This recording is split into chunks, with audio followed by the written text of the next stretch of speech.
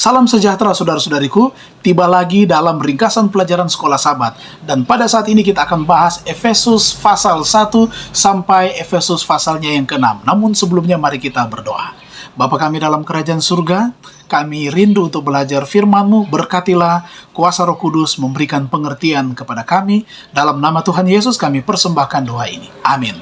Baik, kita akan belajar secara ringkas untuk Efesus pasal 1 sampai Efesus pasalnya yang ke-6. Yang pertama, Efesus pasal 1. Kita diberkati dalam Kristus. Di dalam pasal ini, Rasul Paulus memberikan pujian hanya bagi Tuhan. Karena di dalam Kristus yang telah mengaruniakan berkat rohani, di dalam darahnya kita telah ditebus. Sebelum dunia diciptakan, kita telah ditentukan sebagai anak-anaknya, dan di dalam Dia kita mendapatkan janji-janji dan kepenuhan Roh Kudus. Efesus pasal 1 ayat 15-23, di dalam doa Paulus agar orang percaya mengenal Kristus dan keselamatan yang telah Allah rencanakan. Bahwa ternyata gereja adalah sebagai satu tubuh dan Kristus adalah sebagai kepala. Kemudian yang kedua, Efesus pasal 2, kita ditebus untuk umat.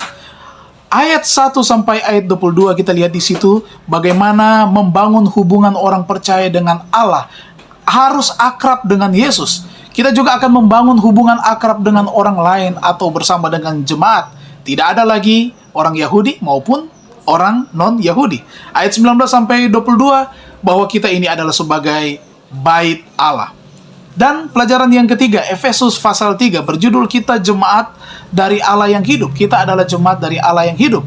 Bahwa ternyata Allah memahami rencana mengenai gerejanya, ayat 3-ayat 5, kemudian ayat 6, bahwa kita ini menjadi mitra Allah.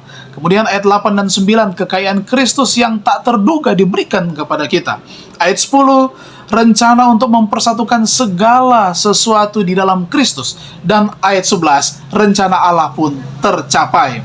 Kemudian pelajaran yang keempat, Efesus pasalnya yang keempat, berjudul kesatuan iman. Ayat 1 sampai ayat yang ke-6, bahwa kita harus saling peduli sebagai anggota gereja, karena kita adalah memiliki satu Tuhan, satu iman, satu baptisan. Kita memiliki satu roh. Ayat 7 sampai 16, kita harus menjadi aktif sebagai satu tubuh Kristus untuk memberikan juga kontribusi dalam kesehatan. Ayat 13 sampai 15, kita sebagai pemersatu. Ayat 17 sampai ayat 32, hindari kedegilan hati, hindari kemarahan, ucapan kotor, atau kita juga harus saling mengampuni satu dengan yang lain. Kemudian pelajaran yang selanjutnya dalam Efesus pasal 5, kita adalah penerima dan pemberi kasih karunia. Ayat 3 dan 4, jauhilah katanya yang namanya percabulan, perkataan kotor, kosong ataupun sembrono. Ayat 5-7, hindari persundalan, cemar, serakah, penyembah berhala. Jangan katanya bersahabat dengan atau berteman dengan mereka. Ayat 8 sampai ayat 14, hiduplah sebagai anak-anak terang. Jauhi perbuatan kegelapan, hidup dalam terang Kristus.